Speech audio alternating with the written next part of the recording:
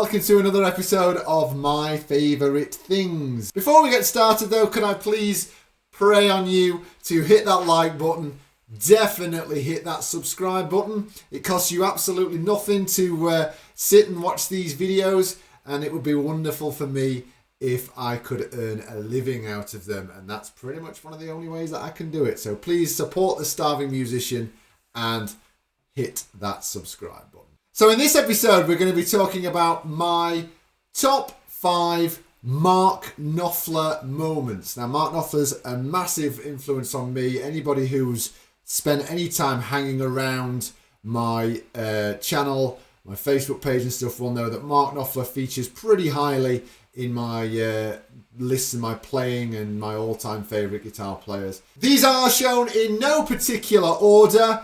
Quite frankly, they're all number one as far as I'm concerned, but when it comes to Mark Knopfler. Remember everybody, before you lose your minds, this is my personal favourite list. So you might agree with some, you might, and that's what the internet is for, you might disagree with me on some. Feel free to comment, like and share, and send me some of your favourite moments and say, hey Steve, you forgot this bit. All that's going to happen is I'm going to have to go and watch some more Mark Knopfler videos, which is pretty much okay for me. So let's get started. Now the first thing that I've got to mention, without a shadow of a doubt, is the Alchemy record. The Alchemy video, the Alchemy, at this stage I've had it on vinyl, I've had it on tape, I've had it on CD, VHS, DVD and Blu-ray now. It's a phenomenal live album. It could be, if I'm pushed, it could be what I would consider to be one of the best live albums ever made. It's absolutely phenomenal. Mark Knopfler was on fire throughout that whole session. I mean, for crying out loud, he was on fire throughout the whole of the Dire Straits career. But in particular, it was just an absolute joy that he was captured playing at his best. Particularly songs such as Sultans of Swing. It's my go-to version of Sultans. I've done my own personal tuition videos for it. It's the one I head to every time. I don't think he's ever done better. It's come close, but I don't think he's ever done better. It's a shame that the Alchemy video, album, whatever, is edited. It's pretty obvious that there's a big hole missing where, Industrial Disease should be, Portobello Bell should be, Twisting by the Pull. It's my hope. Hope you're paying attention, Dire Straits people. It's my long-held hope that in the future we'll get some sort of like a Dire Straits live album box set where all of these things are put together, put back, restored, and we get the full concerts as they should be. So we're going to have to move on as well, sticking with the live stuff, basically. The On the Night DVD. I mean, I remember buying this, again, I'd be about 17, 18 years old. I bought this on VHS, and it was one of the first moments with Mark Knopfler where I do seriously remember thinking, what the hell is he doing there? Songs like Calling Elvis and stuff, Brothers in Arms. He's just on fire. I said it before about Alchemy. I'll say it again about On the Night. The whole On the Night tour he's playing was just crazy. And he's never actually got that back, I don't think. Nothing wrong with it. His playing into his solo career has definitely changed. But that is, for me, where he really hit a peak with the aggression, if you like, in his playing. So the whole On the Night DVD, particularly Calling Elvis at the very start there, an absolutely wonderful experience to watch. Now this one's a little bit out of left field. Now back in the day, the first breakup of Dire Straits, sort of late 80s, Dire Straits, the fallout from the Brothers in Arms album, Dire Straits got particularly huge. He just needed a rest, and he put together a band just with some friends, basically, the Notting Hillbillies. Only did one album. They did a couple of tours going into the late 80s, early 90s, into the mid-90s. I actually saw them at Sheffield City Hall on the 97, 98 tour. That they did a few charity shows.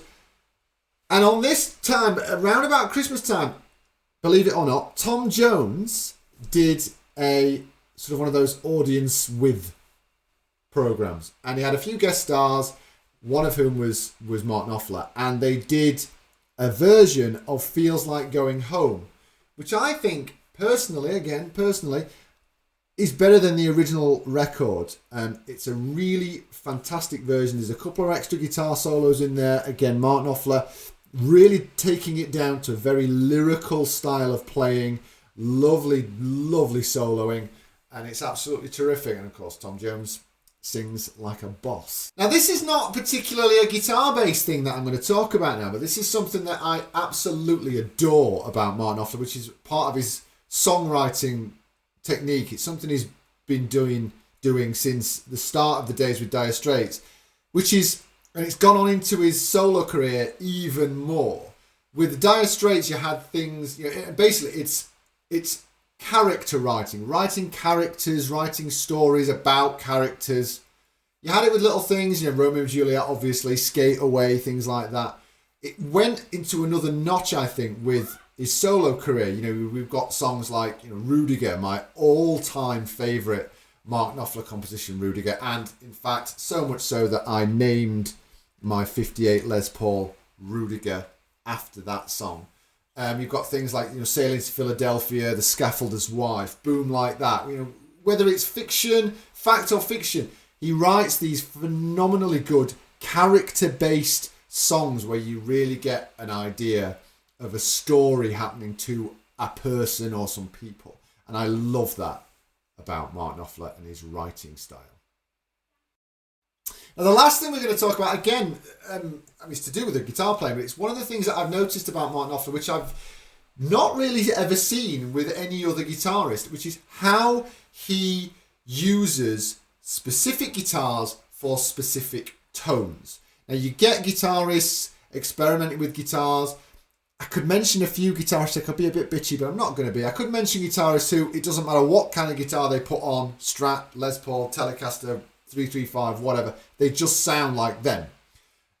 With Knopfler, he really does nail this idea of one guitar for one sound. And you hear it, again, particularly through the solo career, but you hear it going on throughout. If he wants that crisp, clean tone, it's Strat all the way. If he wants an overdriven tone but nice and thick, he'll get the Les Paul out. If he wants a distorted tone which has got a little bit of Sharpie edge to it, you'll get the Pensa out.